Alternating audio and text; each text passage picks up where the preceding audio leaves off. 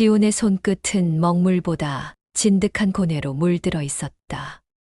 그의 이름 앞에는 늘 천재화공이라는 수식어가 따라붙었지만 그 찬사는 동시에 저주였다. 그가 그린 그림은 너무나도 생생하여 캔버스 속 인물들이 금방이라도 뛰쳐나올 듯한 착각을 불러일으켰다. 숨결이 느껴지고 표정 속 슬픔이 전해지며 옷자락의 주름 하나하나에도 바람이 실리는 듯했다. 세상은 그의 재능에 열광했지만 지훈 자신은 그 선명함이 두려웠다. 그림 속 생명들이 간혹 현실을 침범하려 할 때마다 그는 격렬한 두통과 함께 혼란에 빠지곤 했다. 어린 시절 병든 어머니를 그렸다가 그림 속 어머니가 눈물을 흘리는 환영을 본 이후로 지훈은 사람을 그리는 것을 두려워했다. 그래서 그는 산수화나 화조도만을 그리며 쓸쓸한 나날을 보냈다. 어느 비 내리는 가을밤이었다. 낡은 고물상 구석에서 먼지 쌓인 족자 하나가 지훈의 눈길을 사로잡았다. 찢어지고 해져 형체조차 알아보기 힘든 낡은 종이. 그러나 그 속에서 희미하게 빛나는 기운이 느껴졌다. 마치 오랜 시간 갇혀 있던 생명이 간절하게 자신을 부르는 듯했다. 이건 팔지 않네. 고물상 주인이 손사래를 쳤다. 요상한 물건이야. 밤만 되면 이상한 소리가 나거든. 그냥 버릴까 했는데 제가 사겠습니다. 얼마든 드리겠습니다.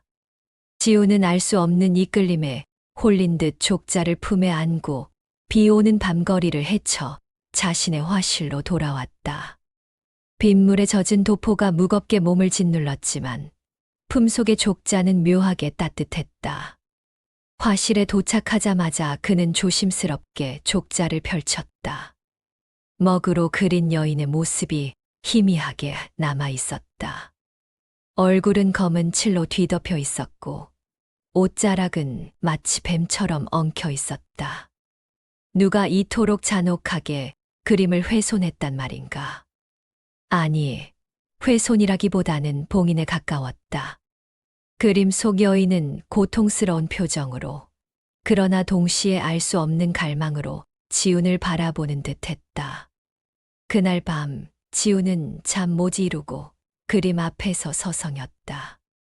족자에서 희미하게 풍겨오는 곰팡이 냄새와 오래된 종이 냄새가 묘하게 뒤섞여 그의 정신을 혼미하게 했다. 그는 붓을 들었다 놓기를 수십 번 반복했다. 저 그림을 복원하는 것은 단순히 훼손된 예술품을 고치는 일이 아니다. 그 안에는 분명 어떤 존재가 갇혀 있다. 자신이 붓을 대는 순간 그 봉인이 풀릴지도 모른다는 막연한 두려움이 엄습했다. 허나 동시에 그림 속 여인의 눈빛이 그를 놓아주지 않았다. 그 눈빛은 마치 진흙탕 속에 버려진 어린 짐승의 그것처럼 도움을 갈구하고 있었다. 새벽녘 지훈은 마침내 결심한 듯 붓을 쥐었다. 어머니, 제가 이번에는 제대로 해보겠습니다. 두렵지만 외면할 수 없습니다. 그는 먼저 그림을 감싸고 있던 검은 칠을 조심스럽게 걷어내기 시작했다. 붓끝이 닿을 때마다 그림은 희미한 빛을 내뿜었고 방 안에는 알 수 없는 향긋한 내음이 퍼져나갔다. 한 겹, 또 한 겹. 검은 칠이 벗겨질수록 그림 속 여인의 모습이 서서히 드러났다. 지훈은 며칠 밤낮을 그림에 매달렸다. 붓을 들면 식음을 전폐했고 붓을 놓으면 환영에 시달렸다. 그의 눈에는 그림 속 여인의 모습이 점차 선명해지기 시작했다. 흐트러진 머리칼, 가녀린 손끝, 그리고 무엇보다 그를 꿰뚫어 보는 듯한 깊은 눈동자. 살려다오, 살려다오. 희미한 속삭임이 귓가에 맴돌았다. 지훈은 이 상황이 꿈인지 현실인지 구분할 수 없었다. 그의 이성은 거부했지만 그의 예술가적 영혼은 이 불가사의한 존재에 깊이 매료되었다. 사흘째 되는 밤, 지우는 특별한 안료를 준비했다. 새벽 이슬을 모아 갈고 오래된 서책에서 추출한 염료를 섞어 색을 만들었다. 그림은 마치 마른 땅에 물을 대듯 생기를 되찾아갔다. 여인의 얼굴에 드리워졌던 검은 그림자가 거치자 세상 그 어떤 미인도 비할 수 없는 고운 자태가 드러났다. 마지막 한 획을 그어야 할 순간이었다. 지훈의 손이 떨렸다. 제가 정말 당신을 구할 수 있을까요? 그때였다. 그림 속 여인의 눈동자가 살며시 움직이는 것이 보였다. 그리고 그녀의 입술이 천천히 열렸다. 은인. 나지막하고 애처로운 목소리가 화실 안에 울려 퍼졌다. 지우는 들고 있던 붓을 떨어뜨릴 뻔했다. 은인, 저를 꺼내 주소서. 그녀의 목소리에는 간절함이 가득했다. 지우는 온몸에 털이 곤두서는 것을 느꼈다. 그림 속 여인이 자신에게 말을 걸고 있었다. 그 순간 화실의 모든 등불이 일제히 흔들리더니 꺼졌다. 방 안은 순식간에 칠흑 같은 어둠에 잠겼다. 지우는 심장이 쿵 하고 떨어지는 것을 느꼈다. 공포가 온몸을 휘감았지만 그는 그림에서 눈을 뺄 수 없었다. 어둠 속에서 그림 속 여인의 얼굴이 더욱 선명하게 빛났다. 그녀의 눈동자는 마치 별처럼 반짝였고 그녀의 손끝에서는 희미한 빛이 흘러나왔다. 저를 가두었던 어둠을 걷어주소서. 지우는 떨리는 손으로 더듬더듬 붓을 다시 쥐었다. 그가 마지막 붓질을 하기 위해 그림을 향해 손을 뻗는 순간 그림 속 여인의 손에서 흘러나오던 빛이 지훈의 붓끝으로 스며들었다. 붓은 마치 살아있는 생명체처럼 떨렸고 지훈의 손은 거부할 수 없는 힘에 이끌려 그림 위로 움직였다. 마지막 한 획이 그어지는 순간 그림 속 여인의 온몸에서 눈부신 빛이 뿜어져 나왔다. 빛은 화실 안을 가득 채웠고 지우는 눈을 감았다. 귀청을 찢는 듯한 소리와 함께 화실이 흔들리는 것을 느꼈다. 마치 천지가 개벽하는 듯한 혼란 속에서 지우는 정신을 잃었다. 얼마나 시간이 흘렀을까?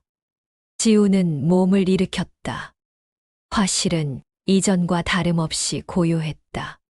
그러나 등불은 여전히 꺼져 있었고 창문 너머로는 새벽에 푸르스름한 기운이 스며들고 있었다. 그의 눈은 가장 먼저 족자가 걸려있던 벽을 향했다. 족자는 여전히 그 자리에 걸려 있었다. 하지만 그림 속 여인은 온데간데 없이 사라지고 텅 빈 공간만이 남아 있었다. 마치 처음부터 아무것도 없었던 것처럼. 환영이었나? 꿈이었나? 그때 그의 등 뒤에서 나지막한 목소리가 들려왔다. 은인. 지우는 화들짝 놀라 뒤를 돌아보았다. 새벽빛이 비스듬히 스며드는 화실 한가운데 한 여인이 서 있었다. 족자 속에서 보았던 그 여인.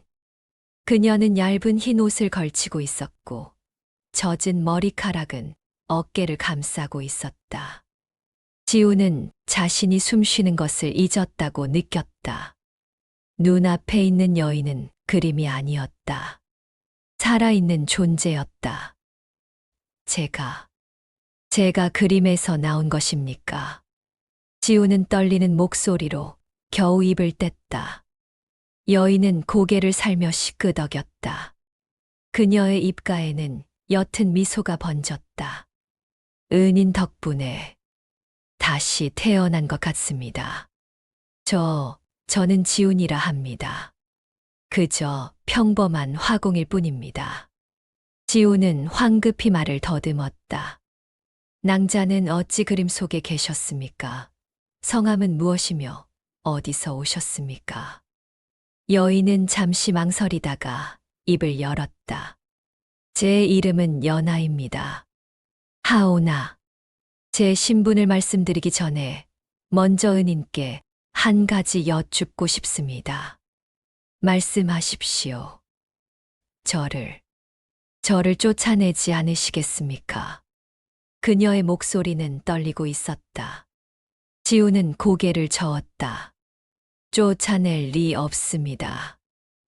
다만, 낭자께서 편히 머무실 곳이 필요할 터인데, 이 누추한 화실 밖에는 충분합니다. 연하는 고개를 숙였다. 은인께서 허락만 해주신다면 저는 이 방 한 구석에서라도 기꺼이 지내겠습니다. 지우는 난감했다. 남녀가 유별한 세상에서 연고도 없는 여인을 화실에 두는 것은 위험천만한 일이었다. 하지만 그녀를 내쫓을 수도 없었다. 일단은 앉으십시오, 낭자. 제가 죽이라도 끓여드리겠습니다. 아니 됩니다. 연하가 황급히 말을 막았다.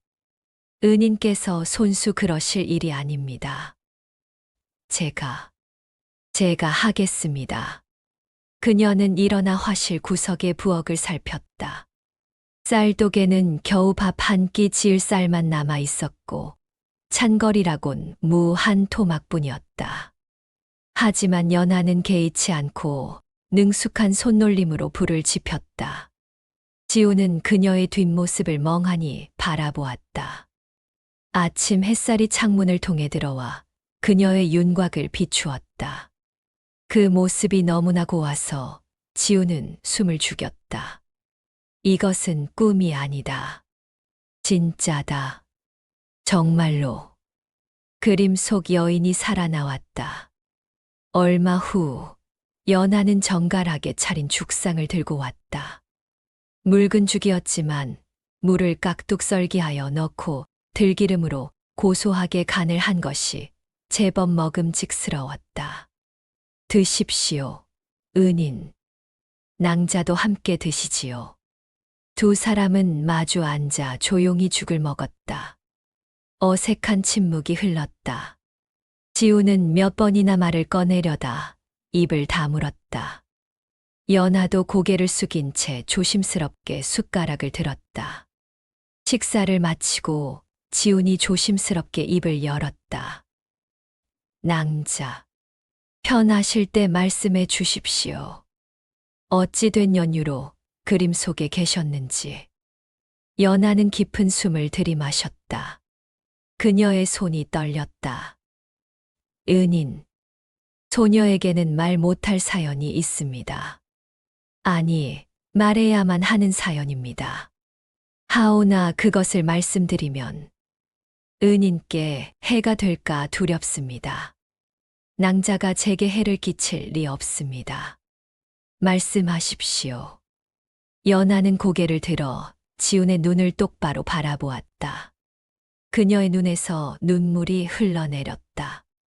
소녀는 역적의 딸입니다. 지우는 숨을 죽인 채 연하의 이야기에 귀를 기울였다. 소녀의 본가는 한양 북촌의 자리한 사대부 가문이었습니다. 아버님은 홍문관 대제학을 지내신 강직한 분이셨지요.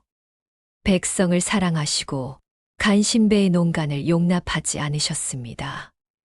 연하의 목소리는 담담했지만 그 속에는 깊은 슬픔이 배어 있었다. 허나 3년 전 겨울 간신들의 모함으로 아버님께서 영모죄를 뒤집어 쓰셨습니다. 증거라는 것도 허술하기 짝이 없었지요. 누군가 집 뒤뜰에 몰래 숨겨둔 역서 한 권이 전부였습니다. 하오나 임금께서는 간신들의 말만 믿으시고 그녀는 말을 잊지 못하고 흐느꼈다. 지우는 주먹을 꽉 쥐었다. 그날 밤은 유난히 눈이 많이 내리던 밤이었습니다. 관군들이 들이닥쳐 집에 불을 지르고 아버님과 두 오라버니는 형장으로 끌려가셨습니다. 어머님께서는 저를 뒷문으로 밀어내시며 이것을 쥐어 주셨습니다. 연하는 품속에서 낡은 비단 주머니를 꺼냈다. 그 안에는 작은 그림 조각이 들어 있었다. 어머님께서 마지막으로 하신 말씀이 살아라. 이 그림이 너를 지켜줄 것이니 무슨 수를 써서라도 살아남아 억울함을 밝혀다오였습니다. 그래서 네. 저는 어머님의 명에 따라 그림을 들고 도망쳤습니다. 허나 관군들에게 쫓기던 중 절벽 아래로 떨어졌고 정신을 차려보니 이미 그림 속에 갇혀 있었습니다. 연하는 눈물을 닦으며 말을 이었다. 그림 속은 참으로 이상한 곳이었습니다. 시간도 공간도 없는 듯 했습니다. 저는 그저 흰 안개 속을 떠도는 홀령과도 같았지요. 소리도 들리지 않고 빛도 보이지 않았습니다. 다만 가끔씩 그림 밖에서 느껴지는 희미한 기운만이 제가 아직 이 세상과 연결되어 있음을 알려주었습니다. 얼마나 외로우셨겠습니까? 처음에는 미칠 것 같았습니다. 소리를 질러도 메아리조차 없고 울어도 눈물이 나지 않는 그곳에서 저는 수없이 포기하고 싶었습니다. 허나 어머님의 유언을 생각하면 죽을 수도 없었습니다. 지우는 가슴이 미어졌다. 눈앞에 가녀린 여인이 얼마나 큰 고통을 견뎌냈는지 상상조차 할 수 없었다. 그러던 어느 날 따뜻한 손길이 느껴졌습니다. 그것이 바로 은인의 손길이었습니다. 은인께서 그림의 봉인을 풀어주실 때마다 저는 조금씩 희망을 되찾았습니다. 아, 누군가 나를 구하려 하는구나. 나는 아직 버려지지 않았구나 하고요. 연하는 지훈을 올려다보았다. 그녀의 눈동자는 눈물로 젖어 있었지만 그 속에는 지훈을 향한 깊은 신뢰가 서려 있었다. 은인께서 저를 봉인해서 풀어주셨습니다. 이제 저는 더 이상 그림 속 망령이 아닙니다. 은인 덕분에 다시 이 세상의 발을 디딜 수 있게 되었습니다. 지훈은 말없이 연하의 이야기를 들었다. 그의 마음속에는 복잡한 감정들이 뒤섞였다. 연민, 분노, 그리고 알 수 없는 사명감. 낭자. 지훈이 조심스럽게 입을 열었다. 그 영모라는 것이 정말 누명이었습니까? 그렇습니다. 연하가 단호하게 대답했다. 아버님은 평생을 청렴하게 사셨습니다. 뇌물 한 푼 받지 않으셨고 백성의 고혈을 빨아먹는 탐관오리들을 탄핵하시느라 목숨을 걸기도 하셨지요. 그것이 화근이었습니다. 권세가들의 미움을 사셨던 것입니다. 지우는 고개를 끄덕였다. 세상은 원래 그런 것이었다. 올곧은 사람은 미움을 받고 아첨하는 자는 출세하는 법. 낭자, 이제 어찌하실 생각이십니까? 연하는 잠시 망설이다가 대답했다. 은인, 저는 죄인의 딸입니다. 저를 거두시는 것은 은인께 큰 해가 될 수도 있습니다. 허나 은인께서는 저를 구해주셨으니 이제 저의 목숨은 은인의 것입니다. 그녀는 지훈 앞에 무릎을 꿇고 고개를 숙였다. 저를 거두어 주신다면 평생 은인의 손발이 되어 밥을 짓고 옷을 기우며 살겠습니다. 아니 됩니다. 지훈이 황급히 그녀를 일으켜 세웠다. 어찌 이리 귀한 분이 제게 무릎을 꿇으려 하시오? 귀하다뇨. 저는 이제 아무것도 아닙니다. 역적의 딸일 뿐입니다. 아닙니다. 지훈이 단호하게 말했다. 낭자는 억울한 죄를 뒤집어 쓴 충신의 딸이십니다. 그것만으로도 충분히 귀한 분이십니다. 연하는 지훈을 올려다보았다. 믿을 수 없다는 표정이었다. 의인님께서는 저를 믿어주시는 겁니까? 믿습니다. 지훈이 대답했다. 낭자의 눈을 보면 알 수 있습니다. 거짓을 말하는 눈이 아닙니다. 연하의 눈에서 다시 눈물이 흘러내렸다. 이번에는 감사의 눈물이었다. 고맙습니다. 정말 고맙습니다. 지우는 그녀의 어깨를 가만히 두드려 주었다. 울지 마십시오. 이제 낭자는 혼자가 아닙니다. 그렇게 연하는 지훈의 화실에 머물게 되었다. 처음 며칠은 서로 어색했다. 지훈은 그림을 그리는 척하며 몰래 연하를 관찰했고, 연하는 청소를 하는 척하며 지훈의 눈치를 살폈다. 밤이 되면 지훈은 화실 한쪽 구석에, 연하는 반대편 구석에 자리를 잡고 잠을 청했다. 하지만 시간이 지나면서 두 사람은 조금씩 서로에게 익숙해져 갔다. 화공님, 이 그림은 완성하지 않으시겠습니까? 사흘째 되는 날 아침, 연하가 조심스럽게 물었다. 벽에 걸린 미완성 산수화를 가리키며. 아, 그것은. 지훈이 난처한 표정을 지었다. 그림을 그리다가 막혀서 그대로 두었습니다. 막히셨다뇨? 저 폭포 물줄기를 어떻게 표현해야 할지 모르겠습니다. 힘차게 그리자니 너무 거칠고 부드럽게 그리자니 생동감이 없고. 연하는 잠시 그림을 들여다보더니 조심스럽게 말했다. 화공님, 혹시 제가 말씀드려도 되겠습니까? 물론입니다. 말씀하십시오. 아버님께서 말씀하시길 물은 유려하면서도 강강하다 하셨습니다. 폭포도 마찬가지가 아닐까요? 떨어지는 순간은 부드럽게, 바위에 부딪히는 순간은 힘차게. 그렇게 강약을 조절하시면 어떨까 합니다. 지훈의 눈이 번쩍 뜨였다.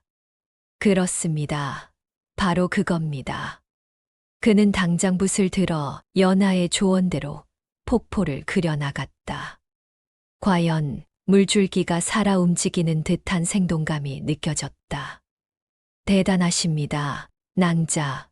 어찌 그림에 대해 이리 깊은 식견을 가지셨습니까? 연하가 수줍게 미소 지었다. 아버님께서 그림을 좋아하셨습니다. 어릴 적부터 아버님 곁에서 화론을 듣고 자랐지요. 비록 직접 그리지는 못했지만 그림을 보는 안목만큼은 길러졌나 봅니다. 그저 보는 안목이라뇨. 이것은 진정한 예술가의 해안입니다. 지우는 진심으로 감탄했다. 그날 이후로 두 사람은 그림에 대한 이야기를 나누며 자연스럽게 가까워졌다. 닷새째 되는 날, 지훈이 장을 보러 나간 사이 연하는 화실을 정리했다. 먼지 쌓인 화구들을 닦고 해진 붓들을 골라냈다. 그리고 구석에 쌓여있던 낡은 족자들을 발견했다. 지훈이 돌아왔을 때 연하는 그 족자들을 조심스럽게 펼쳐보고 있었다. 이것들은 모두 화공님께서 그리신 겁니까? 아, 그것들은. 지훈이 민망한 표정을 지었다. 팔리지 않은 그림들입니다. 실력이 부족해서. 아닙니다. 연하가 고개를 저었다. 이 그림들은 훌륭합니다. 다만, 장황이 좋지 않습니다. 그림은 아름다운데 족자의 천이 너무 낡고 때가 많이 탔습니다. 그래서 그림의 가치가 떨어져 보이는 것입니다. 연하는 일어나서 자신의 옷고름을 풀었다. 낭자, 무엇을 하시려고? 염려 마십시오. 속옷은 입고 있습니다. 연하가 웃으며 말했다. 이 겉옷의 천이 아직 괜찮습니다. 이것으로 족자를 새로 꾸미면 어떨까 합니다. 그럴 수는 없습니다. 그것은 낭자의 유일한 옷인데. 괜찮습니다. 화공님께서 그림을 팔아 돈을 버시면 저도 새 옷을 마련할 수 있지 않겠습니까? 연하는 능숙한 솜씨로 옷을 뜯어 족자를 다시 꾸미기 시작했다. 그녀의 손놀림은 정확하고 빨랐다. 명문가 교수답게 바느질 실력이 출중했다. 이틀 후 새로 꾸민 족자들을 들고 지훈이 시장에 나갔다. 그리고 저녁 무렵 그는 환한 얼굴로 돌아왔다. 낭자 팔렸습니다. 5폭이나 팔렸습니다. 정말입니까? 그렇습니다. 장황을 새로 하니 그림이 훨씬 돋보인다고들 하더군요.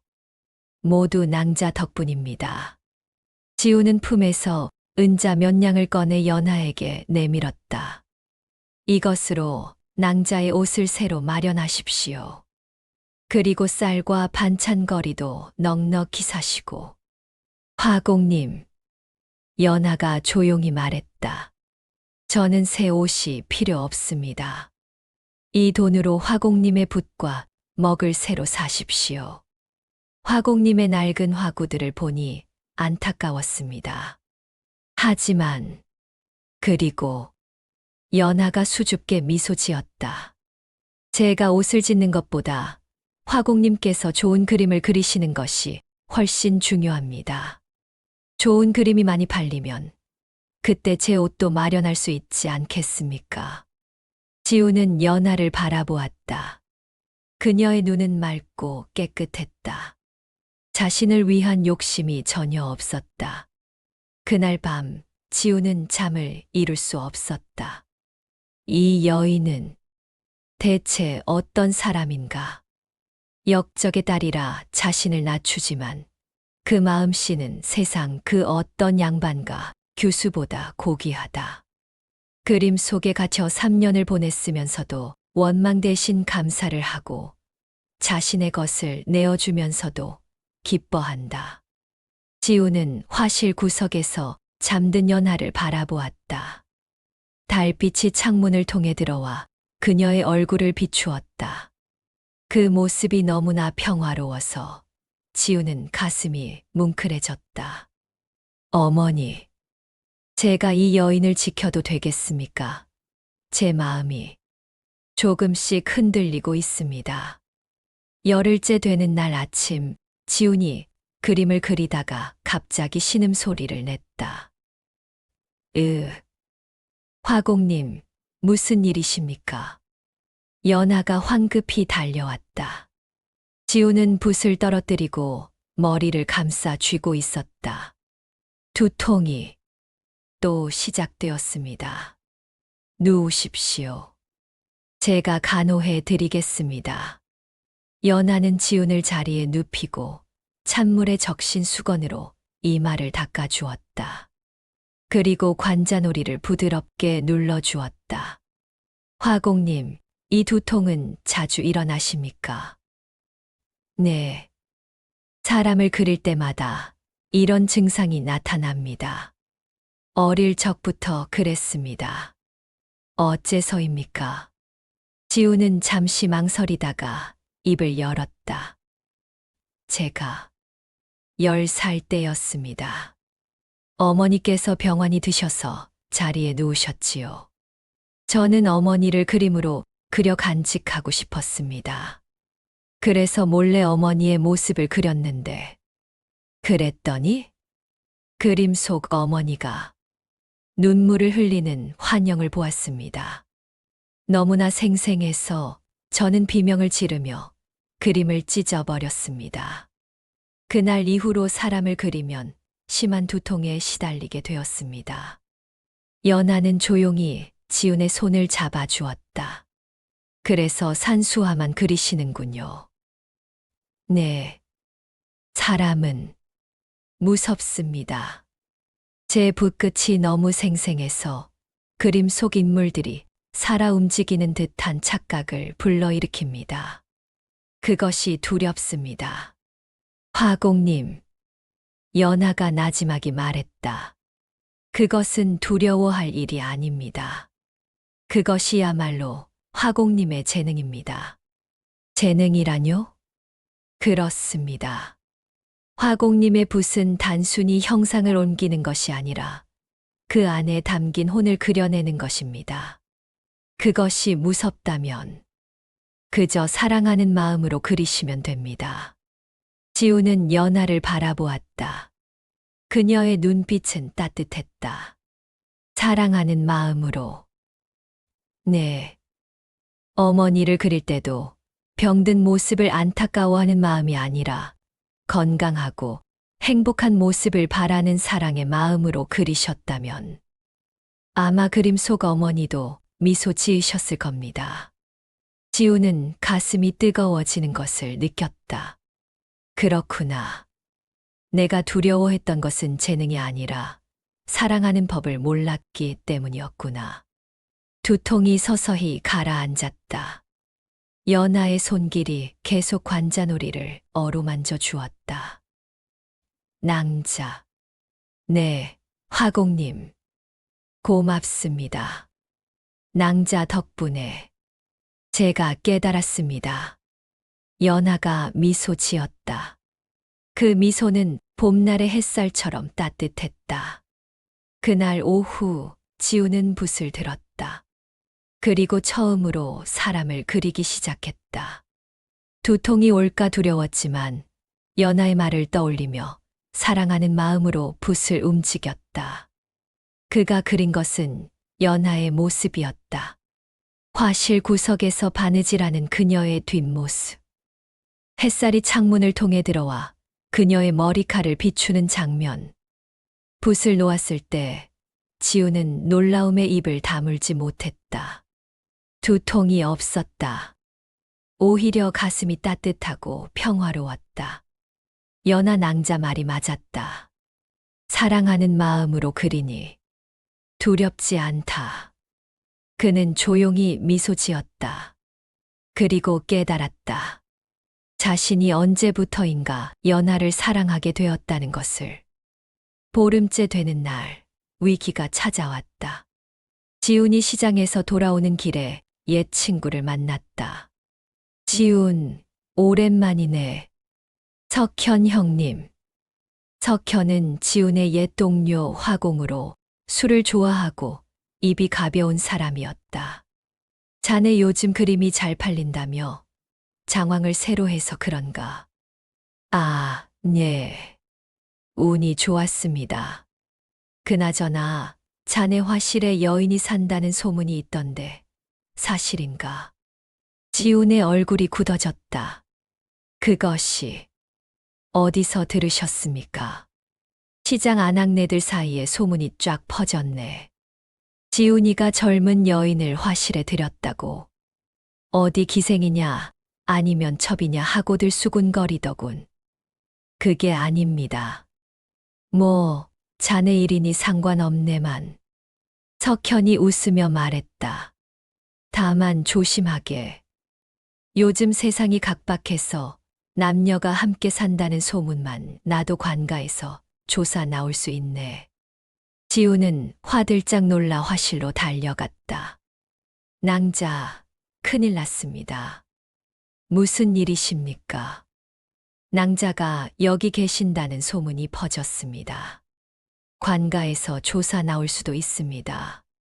연하의 얼굴이 창백해졌다. 그럼 제가 떠나야겠습니다. 아닙니다. 떠나시면 안 됩니다. 하지만 은인께 해가 됩니다. 저 같은 역적의 딸이 은인과 함께 있다는 것이 알려지면. 그래서입니다. 지훈이 단호하게 말했다. 낭자를 제 아내로 맞아들이겠습니다. 연하는 믿을 수 없다는 표정으로 지훈을 바라보았다. 무슨 말씀을 하시는 겁니까? 혼례를 올리겠습니다. 그러면 더 이상 문제가 되지 않습니다.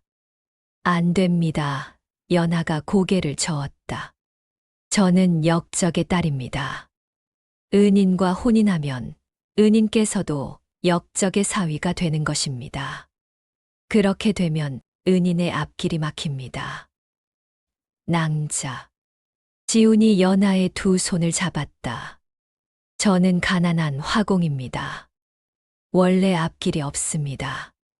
하오나 낭자와 함께라면 그 어떤 길이라도 걸어갈 수 있습니다. 화공님, 낭자, 솔직히 말씀드리겠습니다. 지우는 깊은 숨을 들이마셨다.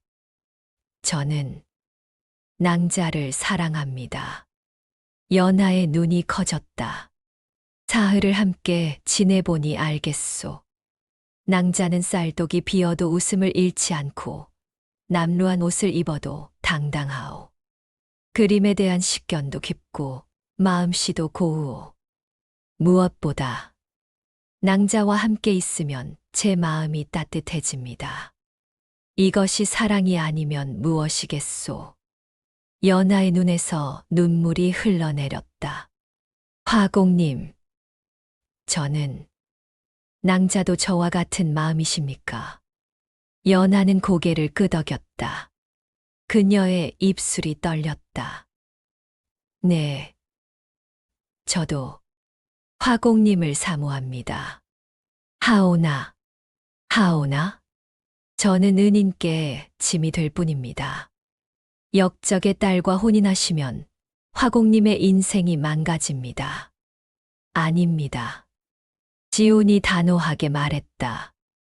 낭자, 내 말을 똑똑히 들으시오. 나는 낭자를 밥 짓고 빨래하는 종으로 부리기 위해 그림에서 꺼낸 것이 아니오. 또한 하룻밤 육정을 채우기 위한 첩실로 삼을 생각은 더더욱 없소. 지우는 연하의 손을 더욱 꽉 쥐었다. 영모라 했소. 죄인의 딸이라 했소. 내게 그런 것은 중요치 않소. 하늘이 알고 땅이 알 것이오. 낭자의 아버님은 결백하실 것이고 그 억울함은 반드시 밝혀질 것이오. 하지만 어떻게 내가 낭자의 그 억울함을 풀어드리리다. 지훈이 선언했다. 그림으로, 내 붓으로 진실을 밝혀내겠소. 연하는 믿을 수 없다는 듯 지훈을 바라보았다. 화공님, 어찌 저 같은 것을 위해. 낭자는 거지 아닙니다. 지훈이 미소 지었다. 낭자는 이 세상에서 가장 소중한 사람입니다. 나의 아내가 될 사람입니다. 연하는 더 이상 참지 못하고 울음을 터뜨렸다. 지훈은 그녀를 품에 안았다. 울지 마십시오. 이제 낭자는 혼자가 아닙니다. 내가 있습니다. 그날 밤 두 사람은 간소한 혼례를 올렸다. 혼례복도 없고 하객도 없는 초라한 화실이었지만 두 사람에게는 그 어느 화려한 혼례식보다 경건한 순간이었다. 지우는 정화수 그릇을 두 사람 사이에 놓고 엄숙하게 말했다. 천지신명께 구하노니 나 지우는 오늘 이 자리에서 연하 낭자를 아내로 맞이하여 평생을 아끼고 사랑하며 비바람이 몰아쳐도 낭자의 든든한 방패가 될 것을 맹세합니다. 연하도 떨리는 목소리로 화답했다. 소녀 연하, 지훈 화공님을 하늘처럼 섬기며 기쁠 때나 슬플 때나 평생을 함께할 것을 맹세합니다. 두 사람은 정화수를 나누어 마시며 부부의 연을 맺었다. 밖에서는 빗줄기가 멈추고 구름 사이로 둥근 달이 얼굴을 내밀어 창호지 문을 은은하게 비추었다. 지우는 조심스럽게 연하를 품에 안았다. 이번에는 두려움이나 망설임이 없는 부부로서의 따뜻하고 깊은 포옹이었다. 부인, 이제 고단했던 짐을 내려놓으시오. 내 어깨가 비록 좁으나 부인 하나 쉴 곳은 될 것이오. 연하는 그의 가슴에 얼굴을 묻고 흐느꼈다. 그동안 겪었던 모진 세월의 서러움이 지훈의 따뜻한 품 안에서 녹아내렸다. 서방님, 고맙습니다. 정말 고맙습니다. 지우는 그녀의 젖은 머리카락을 부드럽게 쓸어넘기며 그녀의 이마에 입을 맞췄다. 이제 울지 마시오. 부인의 눈에서 흐르는 눈물은 오늘이 마지막이어야 하오. 내일 날이 밝으면 우리는 새로운 세상을 맞이할 것이오. 밤은 깊어 새벽으로 향하고 있었지만 두 사람은 잠들지 못했다. 서로의 체온을 나누며 앞으로 닥쳐올 시련을 어떻게 헤쳐나갈지, 그리고 훗날 억울함을 풀고 당당하게 세상 앞에 설 그날을 꿈꾸며 도란도란 이야기를 나누었다. 혼인 후 첫 아침, 연하는 일찍 일어나 아침상을 차렸다. 여전히 쌀독은 비었지만 그녀는 이웃에게 빌린 쌀로 정성껏 죽을 쑤었다. 서방님, 진지 드십시오. 부인도 함께 드시지요. 이제 부인이라는 호칭이 자연스러웠다. 두 사람은 마주 앉아 죽을 먹었다. 가난한 식사였지만 서로를 바라보는 눈빛만은 배부르고 따뜻했다. 서방님, 오늘은 무슨 그림을 그리실 예정이십니까? 매화를 그려볼까 합니다. 겨울이 다가오니 매화 그림이 잘 팔릴 것 같습니다. 그럼 제가 매화 가지를 구해오겠습니다. 뒷산에 야생 매화나무가 있다고 들었습니다. 아니, 됩니다. 산길이 험한데 괜찮습니다. 서방님의 그림을 위해서라면 이 정도는 문제 없습니다. 연하는 웃으며 일어났다. 지우는 그런 그녀를 바라보며 가슴이 따뜻해지는 것을 느꼈다. 오후에 연하가 매화 가지를 들고 돌아왔을 때 그녀의 손은 가시에 긁혀 상처가 나 있었다. 부인, 손이 괜찮습니다. 이 정도는 아무것도 아닙니다. 지우는 조심스럽게 그녀의 손을 잡고 상처를 살폈다. 그리고 깨끗한 천으로 감싸주었다. 부인, 다음부터는 제가 직접 가겠습니다. 안 됩니다. 서방님은 그림 그리시는 일에 집중하셔야 합니다. 이런 일은 제가 하면 됩니다. 그날 밤 지우는 매화 그림을 그렸다. 하지만 평소와 달리 붓이 잘 나가지 않았다. 자꾸만 연하의 상처 입은 손이 떠올랐기 때문이다. 결국 지우는 붓을 놓고 한숨을 쉬었다. 왜 그러십니까, 서방님? 부인 때문에 그림에 집중이 안 됩니다. 제가 방해가 되었습니까? 아닙니다. 지훈이 미소 지었다. 부인이 너무 고마워서 그렇습니다. 부인을 위한 그림을 그리고 싶은데 매화로는 부족한 것 같습니다. 연하가 얼굴을 붉혔다. 서방님, 과찬이십니다. 과찬이 아닙니다. 지훈이 진지하게 말했다. 부인은 진을 속에서 피어난 연꽃과 같습니다. 그 고결함과 아름다움을 어찌 매화로 표현할 수 있겠습니까? 그날 밤 지우는 연하의 초상화를 그리기 시작했다. 두통이 올까 걱정했지만 사랑하는 마음으로 붓을 움직이니 오히려 가슴이 따뜻했다. 며칠 후 완성된 그림을 본 연하는 입을 다물지 못했다. 이것이 저입니까? 그렇습니다. 그림 속 연하는 단아하고 고귀했다. 하지만 동시에 따뜻하고 인간적이었다. 마치 살아있는 듯한 생동감이 느껴졌다. 서방님, 이 그림은 팔지 마십시오. 물론입니다. 이 그림은 우리의 보물입니다.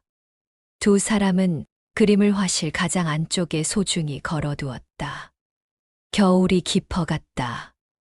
쌀독은 자주 바닥을 드러냈고 추운 날씨에 뗄감도 부족했다. 하지만 두 사람은 서로를 의지하며 버텨냈다.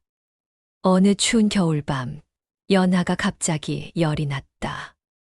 부인, 괜찮으십니까? 괜찮습니다.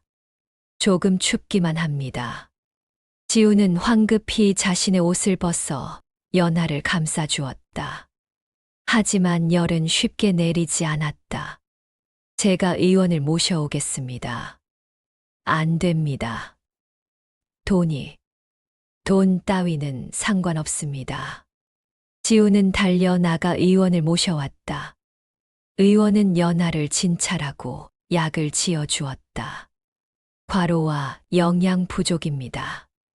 따뜻한 음식을 잘 먹이고 푹 쉬게 하십시오. 알겠습니다. 지우는 의원에게 진료비를 지불하고 남은 돈으로 쌀과 약재를 샀다. 그리고 밤새 연하를 간호했다. 서방님, 주무셔야 합니다. 부인이 나을 때까지는 잠을 잘 수 없습니다. 지우는 따뜻한 죽을 쑤어 연하에게 먹였다. 그리고 차가운 물수건으로 이마를 식혀주었다. 사흘째 되는 날, 연하의 열이 내렸다. 서방님, 고맙습니다. 다행입니다. 정말 다행입니다. 지우는 연하의 손을 잡고 울었다. 그녀를 잃을까봐 얼마나 두려웠는지 몰랐다. 서방님, 울지 마십시오. 저는 괜찮습니다. 부인, 제가 무능해서 부인을 제대로 돌보지 못했습니다. 용서하십시오. 무슨 말씀을? 서방님은 최선을 다하셨습니다. 연하는 지훈의 손을 꼭 잡았다. 서방님, 저는 행복합니다. 비록 가난하지만 서방님과 함께라면 그 무엇도 두렵지 않습니다. 지훈은 연하를 꼭 안았다. 두 사람은 서로의 체온으로 추운 겨울을 이겨냈다. 봄이 왔다. 연하는 완전히 회복했고 두 사람의 살림도 조금씩 나아졌다. 어느 날 지훈이 시장에서 돌아와 흥분한 얼굴로 말했다. 부인, 큰 소식입니다. 무슨 일이십니까? 나라에서 천재 화공을 뽑는 큰 그림 대회가 열린다고 합니다. 그림 대회요? 그렇습니다. 임금님의 어진을 그릴 화공을 선발하는 자리입니다. 만약 장원을 하면 지우는 말을 잊지 못했다. 하지만 연하는 알아챘다. 만약 장원을 하면 임금님을 만날 수 있다는 말씀이시지요? 그렇습니다. 지훈이 고개를 끄덕였다. 그때 부인 아버님의 억울함을 앓을 수 있을지도 모릅니다. 연하의 눈이 커졌다. 정말 그럴 수 있겠습니까? 해볼 만합니다. 제 실력이라면 충분히 가능합니다. 연하는 지훈의 손을 잡았다. 서방님, 부탁드립니다. 꼭 장원 급제하십시오. 약속합니다. 그날부터 지훈은 그림 대회를 준비하기 시작했다. 연하는 밤낮으로 그의 뒷바라지를 했다. 대회 전날 밤, 연하는 정성을 다해 지은 새 도포와 갓을 지훈에게 입혀주었다. 밤새 다듬이질하여 구김살 하나 없는 도포자락에는 아내의 피땀 어린 정성이 스며 있었다. 연하는 보찜 속에 찹쌀떡과 함께 자신이 그림에서 나왔을 때 지니고 있던 그 낡은 그림 조각을 고이 싸서 넣어 주었다. 서방님, 이 그림 조각은 제 목숨과도 같은 것입니다. 부디 이것을 보시고 제 간절한 염원을 기억해 주십시오. 그리고 꼭 장원 급제하여 돌아오십시오. 지우는 아내의 두 손을 잡고 굳게 약속했다. 내 반드시 그림으로 진실을 밝히고 부인의 눈에서 눈물을 거두며 그 이름에 씌워진 오명을 씻어 주리다. 기다려 주시오. 지우는 몇 번이나 뒤를 돌아보며 한양으로 향하는 길을 올랐고 연하는 지훈의 모습이 점이 되어 사라질 때까지 동구 박장승처럼 서서 자리를 지켰다. 한양에서의 그림 대회는 치열했다. 전국에 내로라 하는 화공들이 구름처럼 몰려들었다. 시제가 발표되었다. 백성의 삶. 지우는 눈을 감고 깊이 생각했다. 백성의 삶이라. 무엇을 그려야 할까? 그때 그의 머릿속에 연하의 모습이 떠올랐다. 병들었을 때도 웃음을 잃지 않던 그녀. 가난해도 당당하던 그녀. 그리고 그녀와 함께 겪었던 힘들지만 따뜻했던 나날들. 그렇다. 백성의 삶은 고통만이 아니다. 그 속에는 희망도 있고 사랑도 있다. 지우는 붓을 들었다. 그리고 그리기 시작했다. 그가 그린 그림은 특별했다. 가난한 부부가 허름한 집에서 함께 식사하는 장면이었다. 밥상은 초라했지만 두 사람의 얼굴에는 행복한 미소가 가득했다.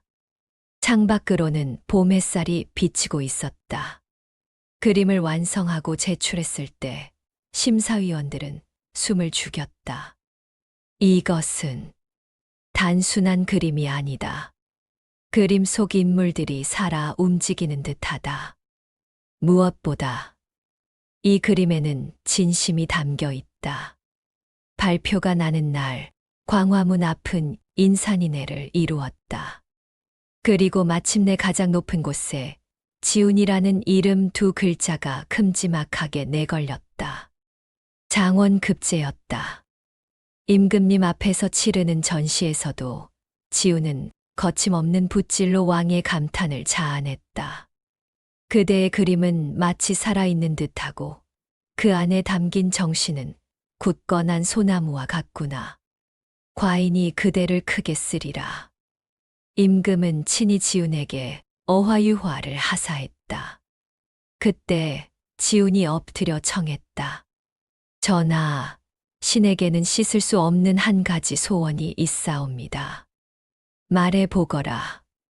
신의 아내는 영모의 누명을 쓰고 멸문지화를 당한 충신의 여식입니다. 부디 그 억울함을 살피어 주옵소서. 조정이 술렁거렸다. 역적의 사위라니. 하지만 임금은 지훈의 그림을 다시 한 번 보았다. 그림 속에는 진심이 담겨 있었다. 거짓을 그릴 수 없는 붓이었다. 그림으로 백성의 삶을 이토록 진실되게 그린 자가 거짓을 말할 리 없다. 조사하여라. 그리고 곧 진실이 밝혀졌다. 연하의 부치는 무고했고 간신들의 모함이었음이 명백히 드러났다. 임금은 즉시 연하의 집안을 복권시키고 간신들을 처벌했다. 고향으로 돌아오는 지훈의 행차에는 청사초롱이 줄을 섰고 풍악 소리가 울려 퍼졌다. 마을 어귀에는 온 동네 사람들이 모여들었고 춤을 추며 지훈을 환영했다. 개천에서 용났다며 칭송하는 소리가 하늘을 찔렀다. 하지만 지훈의 눈은 인파 속에서 오직 한 사람만을 찾고 있었다. 인파 뒤편 하얀 옷을 입고 서 있는 여인이 연하였다. 그녀는 꿈인지 생시인지 믿을 수 없는 표정으로 말 위에 앉은 지훈을 바라보며 하염없이 눈물을 흘리고 있었다. 지훈은 말에서 뛰어내려 단숨에 그녀에게 달려갔다. 체면도 위신도 상관없었다. 그는 화실 앞 진흙바닥에 무릎을 꿇고 연하를 와라 끌어안았다. 내가 부인을 구하러 돌아왔소. 약속대로 장원을 하고 돌아왔소. 연하는 다리에 힘이 풀려 주저앉으며 지훈의 도포 자락을 붙잡았다. 서방님, 서방님. 두 사람은 서로를 끌어안고 오열했다. 지훈은 품에서 임금이 하사한 교지를 꺼내 연하의 손에 쥐어주었다. 이것이요. 전하께서 내리신 교지이요. 장인의 영모는 간신들의 모함이었음이 밝혀지고 명예를 회복하셨소이다.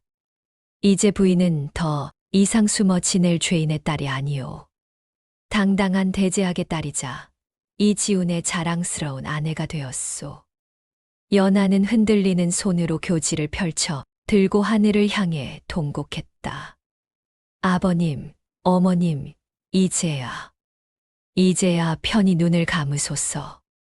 마을 사람들도 그 지극한 효심과 부부의 애틋함에 눈시울을 붉혔다. 그 후 지우는 조정의 요직을 맡으며 청백리로 이름을 떨쳤다. 백성들은 그를 그림 정승이라 불렀다. 지우는 붓을 들어 백성의 고통을 그림에 담아 임금에게 아뢰었고 연하와 함께 어려운 이들을 돕는 활동에 앞장섰다. 그들이 살고 있는 집 대문은 항상 열려 있었고 배고픈 나그네들이 언제든지 들어와 쉬어갈 수 있도록 연하는 흉년이 들 때마다 곳간을 열었다. 사람들은 그들을 살아있는 보살이라 칭송했다. 세월이 흘러 두 사람에게는 자식들이 생겼다. 아들 둘, 딸 하나. 모두 부모를 닮아 착하고 재능이 있었다. 아버지, 저도 그림을 배우고 싶습니다. 큰아들이 말했을 때 지우는 미소 지었다. 그림은 단순히 붓으로 그리는 것이 아니란다. 마음으로 그리는 것이지. 사랑하는 마음으로 그리면 그림도 사랑으로 응답한단다. 사랑하는 마음이요? 그렇다. 내 어머니를 보거라. 어머니는 그림을 그리지 않지만 어머니의 삶 자체가 아름다운 그림이란다. 아이는 고개를 끄덕이며 어머니를 바라보았다. 연하는 웃으며 아이의 머리를 쓰다듬었다. 세월은 물처럼 흘러 어느덧 두 사람은 백발이 성성한 노부부가 되었다.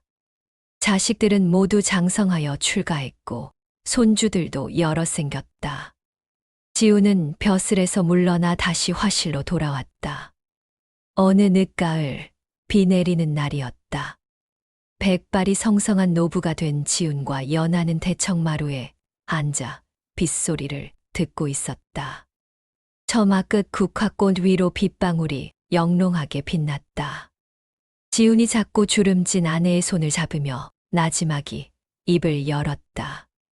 부인 기억하시오. 우리가 처음 만난 그 밤도 이리 비가 내렸지. 연하가 고운 미소를 지으며 고개를 끄덕였다. 그녀의 목소리는 여전히 맑고 투명했다. 그럼요, 서방님.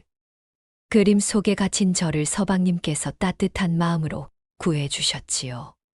다시 태어난 것은 제게 닥친 시련이 아니라 서방님을 만나게 한 하늘의 축복이었습니다. 허허, 아니요. 사실 부인을 구한 것은 내가 아니라 부인이 나를 구한 것이요. 지우는 아내의 손을 더욱 따뜻하게 감쌌다. 부인이 없었다면 나는 외롭게 먹물만 만지작거리다 막힌 화공으로 늙어갔을 것이요. 부인이 나를 사랑하게 해주었고 세상을 새로운 눈으로 보게 해주었소.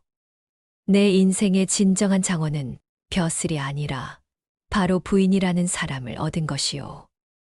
연하의 눈에 눈물이 맺혔다. 서방님, 저도 같은 마음입니다. 그림 속에서 3년을 보내며 저는 세상을 포기했었습니다. 하지만 서방님께서 저를 꺼내주셨고 사랑을 가르쳐 주셨습니다.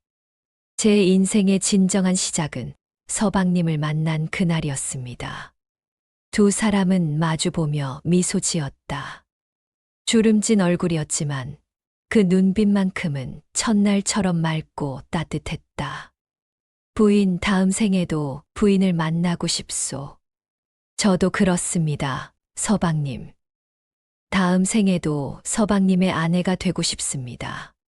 밖에서는 여전히 비가 내리고 있었지만 그들의 마음속에는 영원히 꺼지지 않을 사랑이라는 이름의 등불이 환하게 빛나고 있었다. 비 내리는 가을밤, 화실 구석에 걸린 옛 그림이 희미하게 빛났다. 젊은 날의 연하를 그린 그 그림. 세월이 흘렀어도 그림 속 그녀는 여전히 아름답고 고귀했다. 지우는 그 그림을 바라보며 생각했다.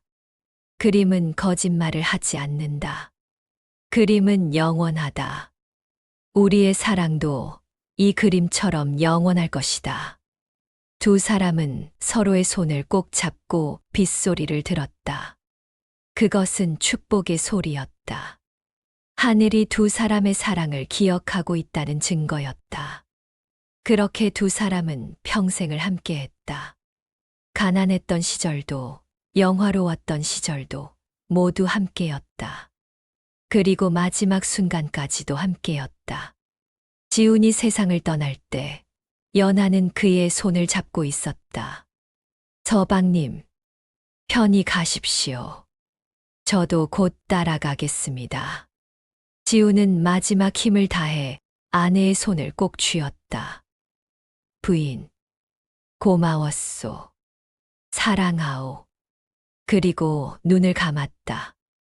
연하는 남편의 손을 놓지 않았다. 그리고 며칠 후 그녀도 조용히 눈을 감았다. 마을 사람들은 두 사람을 나란히 묻어주었다. 무덤 앞에는 매화나무를 심었다. 겨울이 되면 매화꽃이 피어 두 사람의 사랑을 기억해 주었다. 그리고 화실에는 그 옛날 지훈이 그린 연하의 초상화가 여전히 걸려 있었다. 그림 속 연하는 영원히 아름답고 젊었다. 마치 사랑도 그림처럼 영원하다고 말하듯이